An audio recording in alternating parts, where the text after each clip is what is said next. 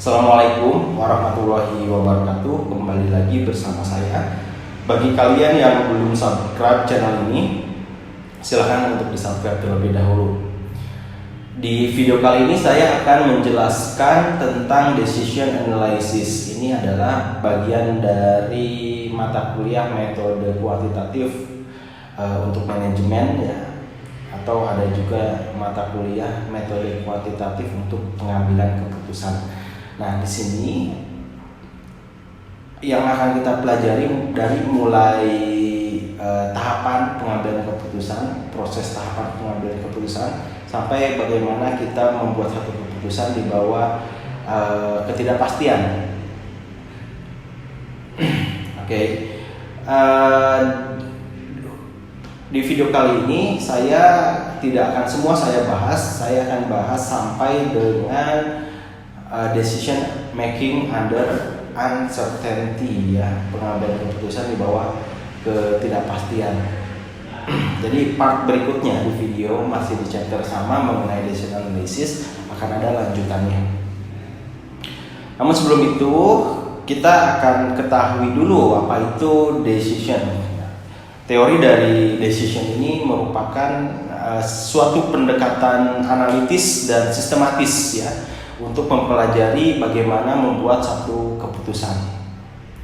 Keputusan yang baik ini didasarkan atas hal yang logis, lalu mempertimbangkan ketersediaan data dan beberapa alternatif. Kemudian kita gambarkan dengan pendekatan kuantitatif. Nah, sebetulnya pengambilan keputusan ini hal yang dipertimbangkan tidak hanya secara kuantitatif, namun juga secara kualitatif. Nah, secara khusus di sini karena memang kita akan bahas metode kuantitatif, jadi saya akan fokuskan kepada hal yang bersifat kuantitatif. Seperti itu. Oke, di sini ada 6 tahapan bagaimana keputusan ini dibuat. Yang pertama, clear define the problem at hand. Jadi kita harus mendefinisikan secara jelas masalah ya.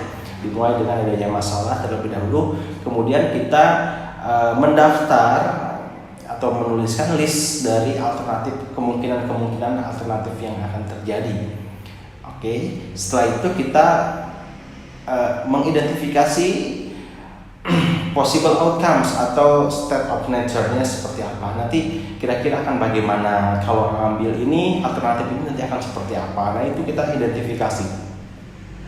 Lalu kita list juga payout ya, semacam apa yang akan kita dapat dari setiap alternatif yang kita tetapkan gitu ya.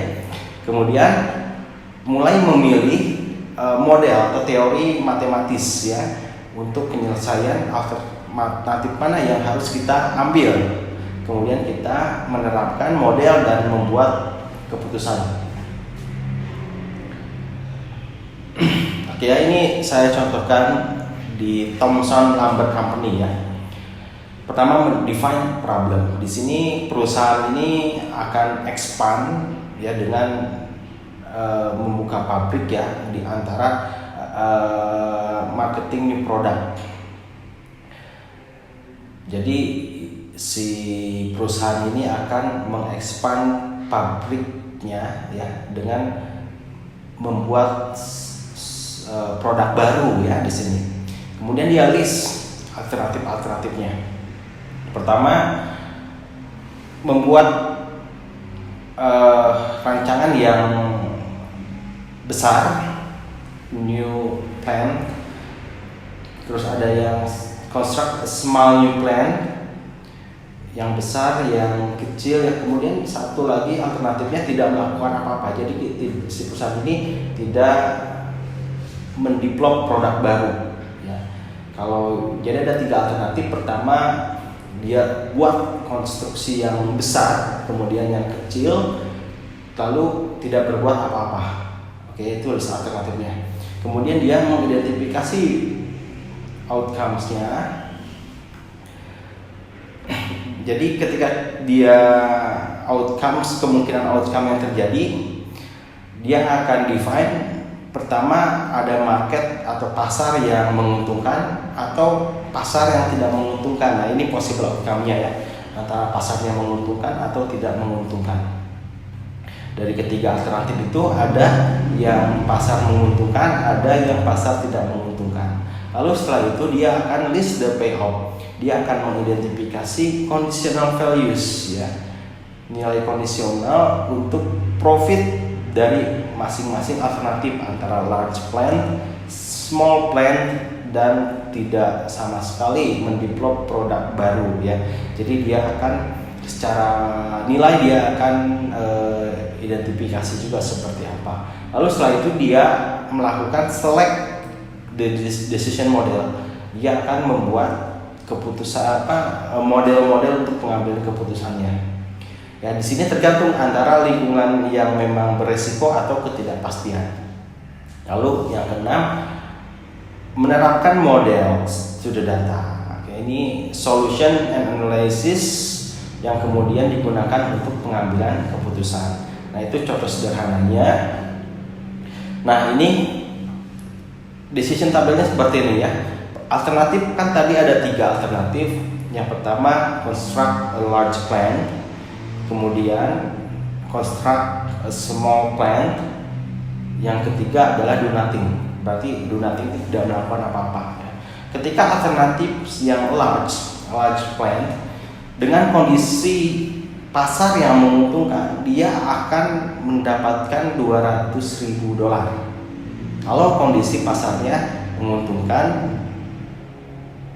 Kemudian kalau kondisi pasarnya tidak baik ya atau tidak menguntungkan, mengambil alternatif construct a large plan ini dia akan rugi sebesar $180.000 ya, minus. Itu kalau dia ambil alternatif large plan.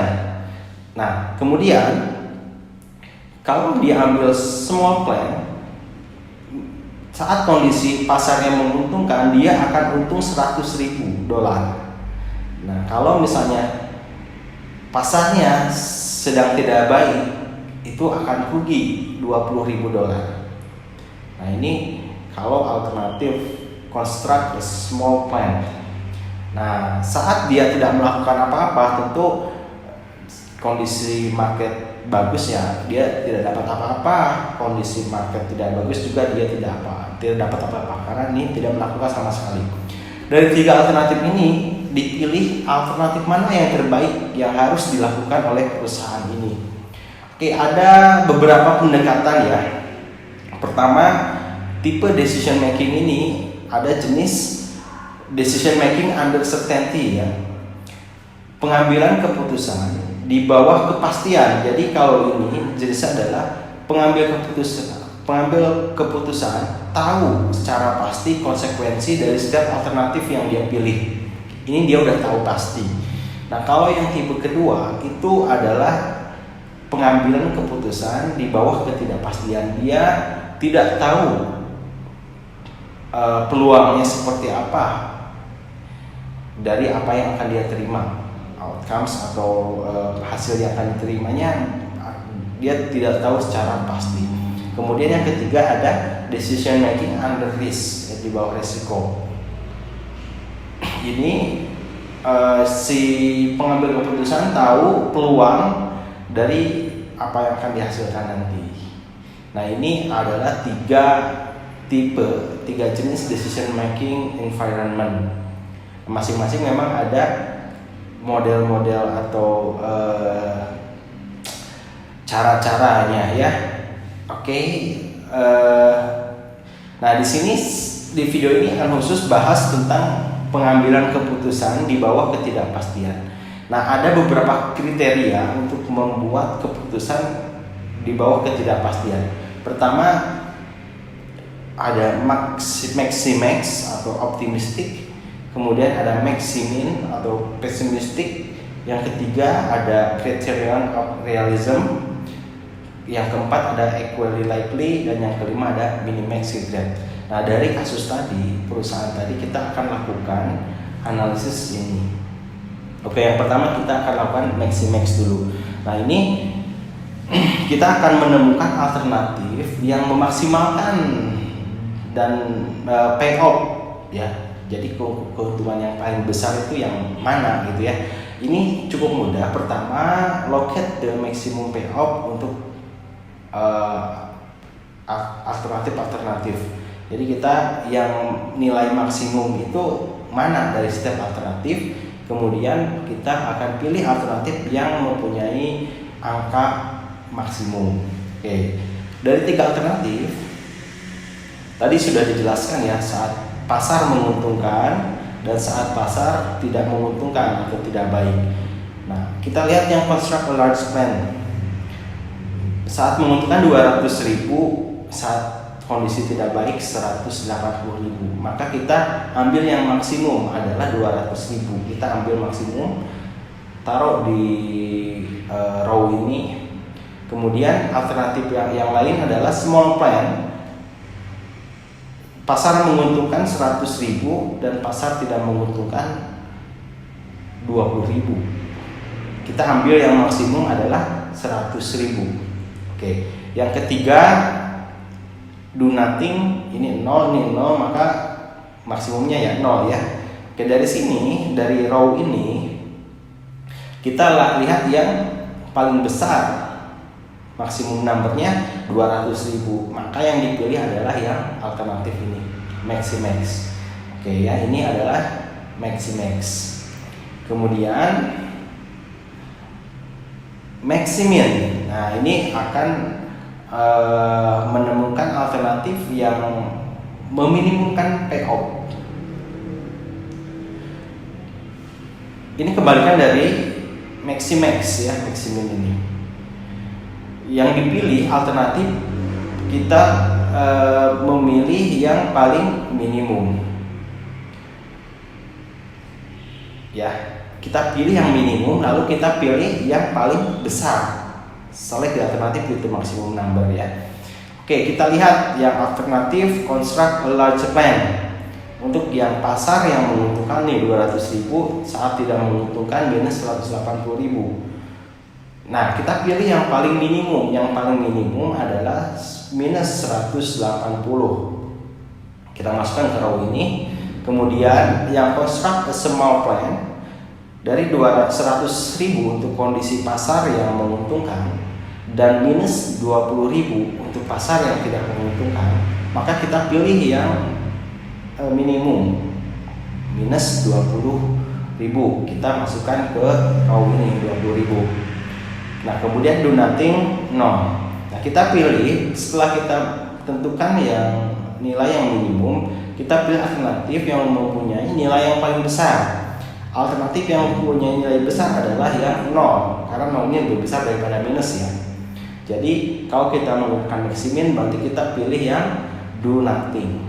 Oke, kita lanjut. Ada criterion of realism. Oke ya, ini adalah mengkonfirmasi menggunakan weighted average ya, rata-rata tertimbang antara optimis dan pesimis. Jadi sebelumnya kita akan tentukan koefisien of realism-nya. Koefisien ini di antara 0 sampai 1. Ya, antara 0 sampai 1. Kalau kita pilih 0 artinya kita pesimis ya. Kalau kita pilih 1 itu adalah optimis ya, perfectly optimis kalau kita pilih 1. Setelah kita tentukan koefisien realismnya ya, biasanya ya 0,05 ya, atau 0,8, 0,5 ya, nanti terserah itu koefisiennya akan seperti apa, tingkat optimisnya ya. Kemudian compute, kita hitung dengan weighted average untuk setiap alternatif. Kemudian kita ambil alternatif yang paling besar. Nah, untuk menghitung weighted average-nya itu sama dengan alpha. Alpha ini koefisien yang tadi kita pilih dikali maksimum in row ditambah 1 dikurangi alpha dikali minimum in row. Nah, ini adalah rumus mencari weighted average. Alfanya kita bisa tentukan. Oke, kita contoh ke yang tadi. Nah, kita gunakan Untuk large plan itu kita gunakan coefficient of realism-nya 0,8. Berarti kita masukkan 0,8 dikali yang maksimum itu 200.000, ini yang ini, ditambah 1 dikurangi 0,8 dikali yang minimum. Nah, akan menghasilkan 124.000. Ini masuk ke rumus yang tadi ya, weighted average. Kemudian untuk yang small plan 0,8 dikali yang paling besar adalah 100.000 ditambah 1 dikurangi 0,8 kali minus 20.000, 76.000. Nah, kemudian yang do nothing karena memang 0 pasti hasilnya akan 0. Nah, setelah kita tentukan ini, maka pilih yang paling besar. Yang paling besar adalah 124.000. Nah, maka ini yang akan diambil. Realismnya yang ini. Oke ya. Kemudian equally likely atau Laplace ya.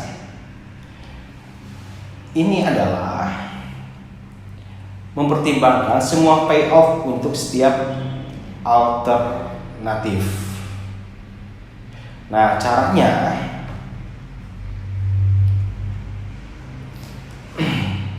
adalah find atau kita temukan rata-rata payoff setiap alternatif, kemudian pilih alternatif yang paling besar. Kita rata-ratakan lalu pilih yang paling besar. 200 ditambah 180 ditambah minus 180 itu sama dengan 20.000. Lalu kita bagi 2 rata-ratanya ya. Jadi raw average-nya adalah 10.000. Itu yang construct large plan. Kemudian yang small plan 100.000 ditambah minus 20.000. Jadi 80.000. Rata-ratanya adalah 40.000. Nah, kemudian yang do nothing pun sama, akan 0 hasilnya karena 0 ya masing-masing. Kemudian setelah kita mendapatkan raw average, kita pilih yang paling besar. Yang paling besar adalah 40.000. Nah, ini kalau kita pakai equally likely. Oke, yang terakhir adalah minimax regret ya. Ini didasarkan atas peluang rugi atau regret itu penyesalan ya. Ya, kita katakan rugi ya, meminimalisir rugi. Nah, di sini ini perbedaan di optimal profit dan actually payoff untuk keputusan. Caranya adalah kita pertama membuat opportunity loss, tabel opportunity loss kita buat dengan menentukan opportunity loss dari yang tidak dipilih dari the best alternatif ya, dari alternatif yang terbaik yang kita tidak pilih. Kita tentukan dulu opportunity loss-nya. Kemudian ini opportunity loss ini selalu kita hitung berdasarkan payoff. Kita hitung didasarkan pada payoff dari best payoff di dalam nanti kolom nanti ya. Kemudian kita tentukan maksimum opportunity loss-nya untuk setiap alternatif dan ambil alternatif dengan minimal number ya. Kita ambil number yang minimal. Untuk lebih jelasnya saya akan jelaskan ini ya. Oke. Nah, ini sebetulnya nyambung ke pinggir ke sini. Oke ya. Saya akan jelaskan. Pertama, untuk large plan kita pilih yang paling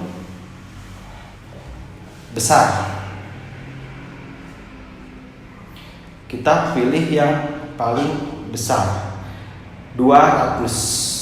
Nah, kemudian dari alternatif yang paling besar ini kita kurangi dengan payoff dari favorable market. Nilai yang paling besar adalah 200.000. Berarti 200.000 untuk yang large plan dikurangi 200.000. Kemudian yang small plan 200.000 dikurangi 100.000. Kemudian yang do nothing 200.000 dikurangi 0. Ya, 200 ini diambil dari payoff yang paling besar. Nah, kemudian sama, unfavorable pun sama. Kita ambil payoff yang paling besar. Dalam hal ini nilai yang paling besar adalah 0. Oke ya, berarti 0 dikurangi 180, 0 dikurangi 20.000 ya, dalam ribuan. Oke, dari masing-masing setelah kita tentukan yang paling besar, kita kurangkan. Kemudian hasilnya akan seperti ini. Yang construct large plan akan menghasilkan 0. Ya, karena 200 dikurangi 200 jadi 0. Yang ini 100 dari 200 kurangi 100. Yang do nothing dari 200 dikurangi 0. Nah, kemudian favorable marketnya 0 dikurangi minus 180. Hasil yang ini akan ada muncul di sini ya. 180 20.000 sama 0. Nah, akan seperti ini. Setelah ini sudah dibuat, kemudian kita pilih maksimum ya. Dari construct large plan ini 0 di 180, pilih yang 180 yang maksimumnya. Ini 100, ini 20.000. Pilih yang 100.000. Ini 200.000, ini 0, maka 200.000 yang kita pilih yang paling besar. Dari maksimum row ini kita pilih yang paling kecil. Yang paling kecil adalah 100.000. Jadi keputusan yang diambil adalah kita ambil construct a small plan kalau kita berdasarkan minimax regret. Nah, itu saja di video kali ini. Mudah-mudahan dapat dipahami. Untuk penjelasan lebih lanjut bisa download materi di deskripsi. Terima kasih. Assalamualaikum warahmatullahi wabarakatuh.